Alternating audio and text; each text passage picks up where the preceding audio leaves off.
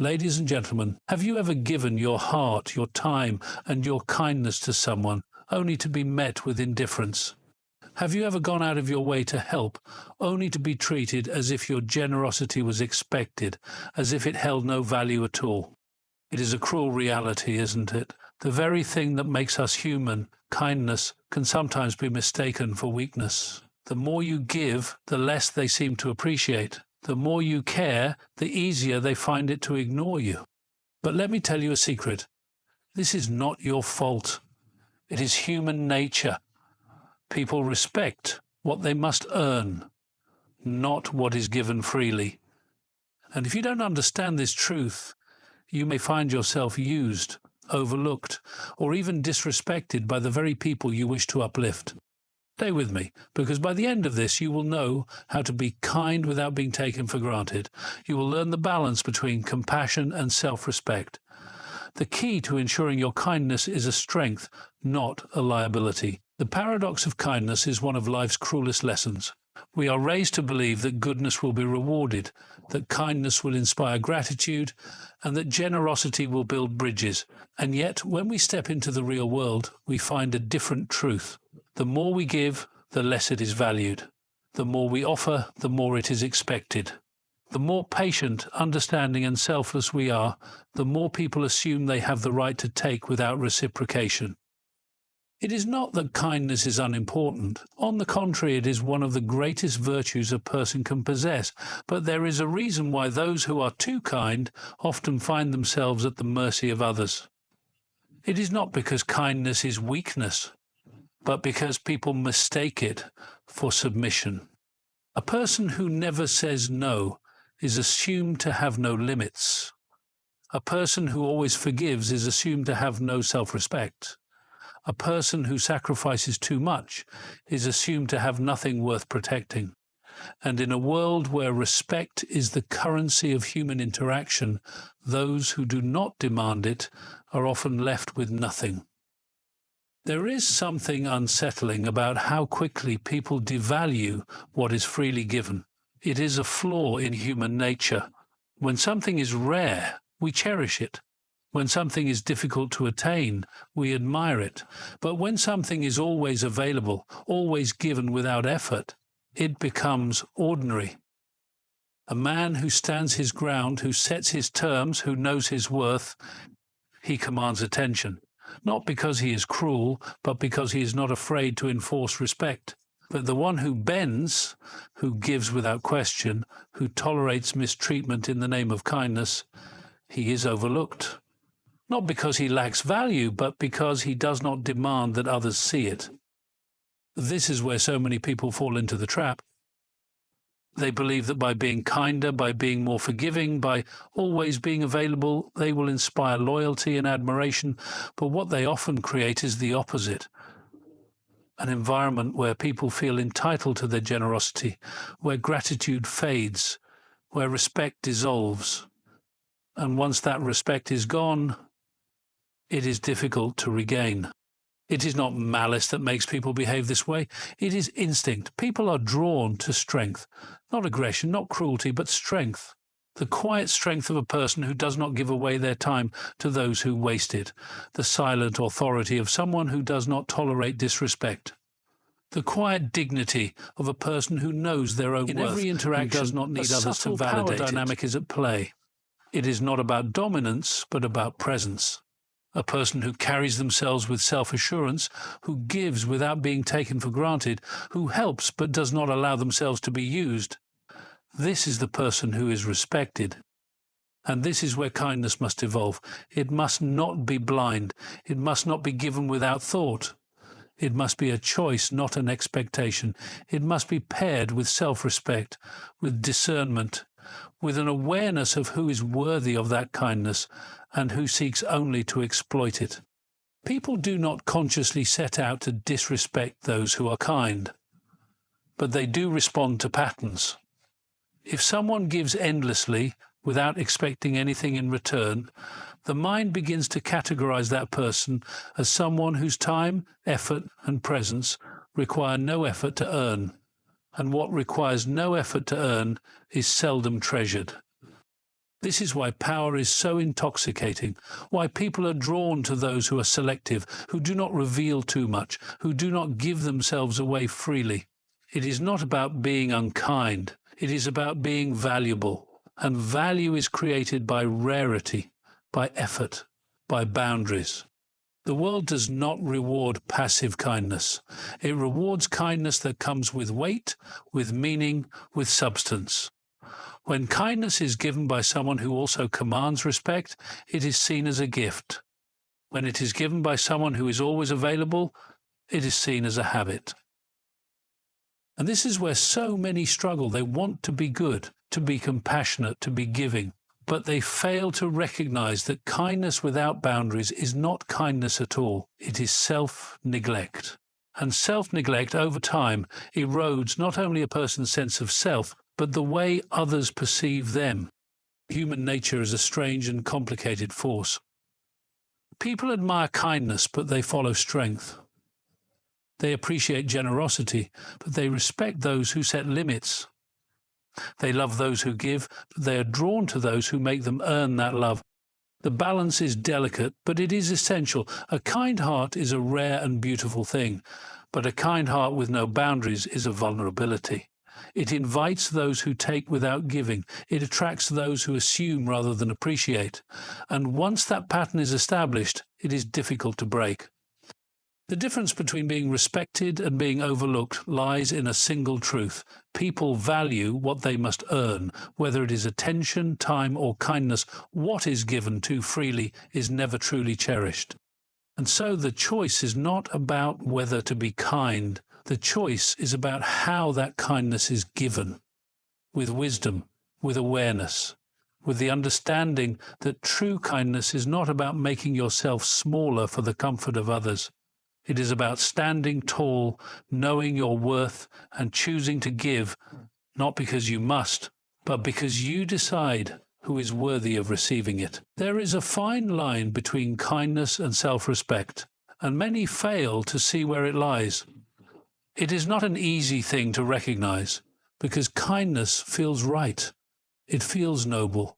It feels like the way to live, and in many ways it is. But kindness without limits does not elevate, it erodes.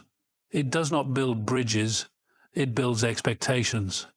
And expectations, once set, do not remain gentle, they become demands.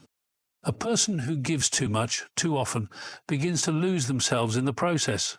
At first it seems like generosity. It feels good to be needed, to be valued for how much one is willing to do for others. But over time something shifts. The appreciation fades, replaced by a quiet assumption that this person will always be there, always say yes, always be available. And when that happens, the giver is no longer seen as generous, but as expected. When someone does not set boundaries, they unintentionally teach others that their time, their energy, their kindness do not require respect.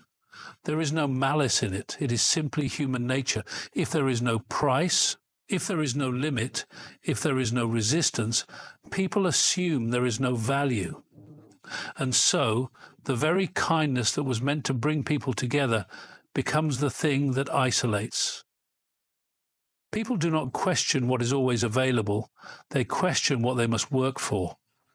They value what they might lose. They respect what demands respect. And when a person continues to give without ever asking for anything in return, not recognition, not reciprocity, not even basic respect, the world stops seeing them as an equal and begins to see them as a resource, something to use rather than someone to honor. There is a dark side to people-pleasing, a hidden cost that is rarely spoken of. It is not just the loss of time or the exhaustion of constantly catering to others. It is the slow decay of self-worth. A person who always bends, who always adjusts, who always puts others before themselves begins to shrink. They begin to feel smaller, less significant, as if their needs are secondary to everyone else's. The irony is that this is never the intention. People-pleasers do what they do because they seek connection, harmony, belonging. But what they create is often the opposite. They become invisible, overlooked, taken for granted. Not because they lack value, but because they have given too much of themselves away without ever demanding to be seen. There is a moment in every giver's life when they realize this truth. It is not a loud moment. It does not arrive in a grand confrontation. It is quiet, a subtle awareness that creeps in when they notice how easily people dismiss them, how little consideration is given to their time, how their kindness is no longer met with gratitude but with expectation. And in that moment, a question arises: what am I doing wrong? The answer is simple, yet difficult to accept. It is not the kindness itself that is wrong. It is the absence of boundaries. It is the failure to balance compassion with self-respect. It is the belief that saying no is an act of cruelty rather than an act of self-preservation. A person who respects themselves sets limits, not because they are selfish, but because they understand that respect is a two-way street. They give, but not endlessly. They help, but not at their own expense. They support, but not at the cost of their own well-being. And because of this, they are valued. Their time is appreciated. Their kindness is recognized as a choice, not an obligation. This is the great misunderstanding about kindness. People think that in order to be good, they must be available to everyone, that they must never disappoint, never refuse, never put themselves first. But true kindness is not about self-sacrifice. It is about strength. It is about knowing when to give and when to withhold, when to say yes and when to say no, when to extend a hand and when to let someone stand on their own. There is a difference between kindness and servitude. One is an act of love, the other is a slow surrender of the self. And those who do not recognize the difference find themselves lost, unappreciated, and exhausted by a world that takes more than it gives. When a person begins to value themselves, something changes. They are still kind, but they are no longer taken for granted. They are still giving, but they are no longer drained. They are still compassionate, but they no longer tolerate disrespect. And suddenly the same people who once overlooked them begin to see them differently. Because kindness with boundaries commands respect. It is not an easy shift. It feels unnatural at first, uncomfortable. Saying no feels like a betrayal. Setting limits feels like pushing people away. But it is the opposite. It is the path to true connection, to relationships built on mutual respect rather than silent resentment. It is the way to be kind without being used, to be generous without being emptied. There will always be those who do not understand this balance, those who believe that kindness means limitless giving, that selflessness means self-neglect. But the world does not reward those who disappear for the sake of others. It rewards those who know their worth and refuse to let it be diminished. Being kind is a choice. Being respected is another. And the most powerful thing a person can do is learn how to have both. Respect is not something handed out freely. It is not guaranteed by good intentions, nor is it a reward for simply existing. It must be earned, cultivated, and reinforced with every action, every word, every choice. The world does not respect passivity. It respects those who carry themselves with dignity, those who set the terms for how they are treated, those who refuse to be defined by the expectations of others. Many believe that respect is something they are owed simply because they are kind, generous, or patient. But respect is not built on what is given. It is built on what is enforced. A person who does not demand respect, who allows themselves to be overlooked, who tolerates mistreatment, will find that the world does not offer them the consideration they deserve, not because they lack worth, but because they have never made it clear that their worth must be acknowledged. The difference between those who are respected and those who are ignored is not kindness, nor intelligence, nor even talent. It is presence. A person who walks into a room with confidence, who does not seek approval but commands it, who sets their own value rather than waiting for others to define it, this is the person people notice. Not because they are louder, not because they are ruthless, but because they believe in their own worth. And when a person believes in their worth, the world has no choice but to follow. The greatest mistake people make is thinking that being liked is the same as being respected. They are not the same. To be liked, one must please. One must avoid conflict, agree when they wish to disagree, remain silent when they wish to speak. To be respected, one must stand firm. One must be willing to disappoint, to say no, to walk away from those who refuse to treat them with the dignity they deserve. People often ask why some individuals, despite being kind and giving, are treated poorly, while others who offer little seem to command admiration.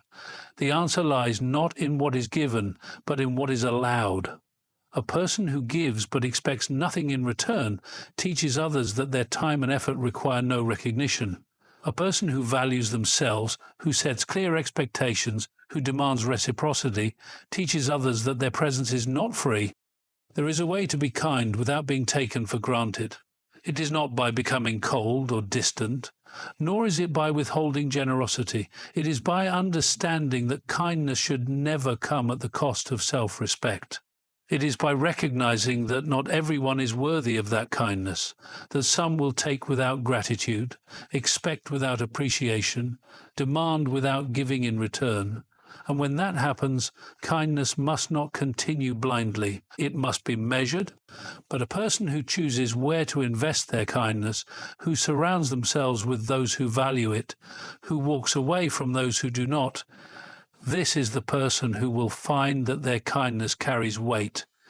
It is not expected, not demanded, but cherished. The way to ensure kindness is never mistaken for weakness is to pair it with strength. Not aggression, not arrogance, but the quiet strength of someone who knows their worth. A person who understands that their time is valuable, that their energy is not limitless, that their kindness is a gift, not an obligation. A person who is willing to walk away when respect is not given, who does not lower themselves to earn approval, who knows that true kindness is only meaningful when it comes from a place of self-respect. The world does not teach this lesson easily. It teaches it through disappointment, through being taken for granted, through the slow realization that not all who receive kindness will return it. And in that realization, a choice must be made. To continue giving endlessly, hoping for recognition that will never come, or to become selective, intentional, wise. The strongest people are not those who never give. They are those who give wisely, those who recognize the difference between generosity and self-sacrifice, those who understand that being good does not mean being used, those who know that respect is not something one waits for, it is something one claims. A person who carries themselves with dignity, who sets boundaries, who does not give to those who only take, will find that their kindness is valued. It will not be overlooked. It will not be expected. It will be seen as a choice, an honor, something to be earned rather than assumed. And that is where true respect is found. Not in how much is given, but in how well one ensures that their kindness is never mistaken for weakness. Kindness is not weakness. True kindness is power. But it is only powerful when it comes from someone who respects themselves first. So, be kind, but do not be naive. Be generous, but do not be used. And most importantly, never let the world convince you that in order to be loved, you must be small. You are not small, you are not invisible, you are not a doormat, you are strong. And the moment you realize this, the world will have no choice but to respect you. Thank you.